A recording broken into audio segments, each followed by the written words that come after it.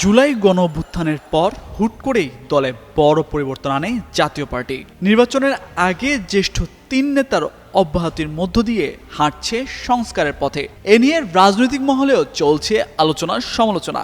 অভিযোগ উঠেছে আওয়ামী লীগকে পুনর্বাসন করতেই জাতীয় পার্টিতে এমন পরিবর্তন।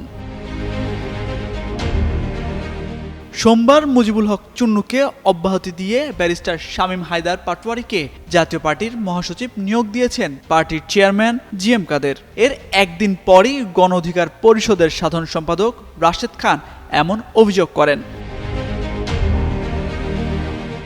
মঙ্গলবার নিজের ফেসবুক পেজে এক পোস্টে রাশেদ খান লিখেছেন, ব্যারিস্টার শামীম হায়দার পাটোয়ারীর নেতৃত্বে আওয়ামী লীগের পুনর্বাসন হতে যাচ্ছে। বাংলাদেশের প্রথম 5D AI ইনভার্টার যুক্ত সর্বোচ্চ বিদ্যুৎ সাশ্রয়ী যমুনা এয়ার কন্ডিশনার। সম্প্রতি সাবের মান্নানদের কাঁধে সওয়ার হয়ে আওয়ামী লীগকে ফেরানোর চেষ্টা করা হয়েছিল।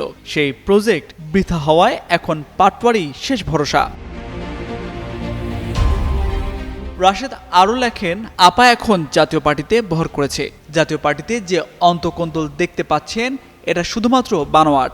ভারতের নতুন ছক অনুযায়ী জাতীয় পার্টি সংস্কারের নামে একটা ধোঁকাবাজি চলছে বলেও অভিযোগ করেন তিনি।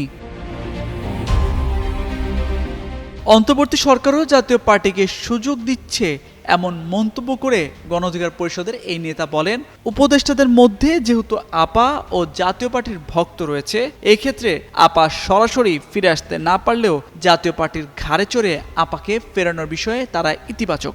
আর তারই অংশ হিসেবে ভারত ও আপার নতুন খেলোয়াড় শামীম হায়দার পাটোয়ারীকে মাঠে নামিয়েছে, যেখানে এসব পাটোয়ারীকে জেলে থাকার কথা। সেখানে তারা হতে যাচ্ছে আপার রক্ষার মূল খেলোয়াড় বলে মন্তব্য করেন রাশেদ খান। তামজিদ মির্জা, যুগান্তর নিউজ।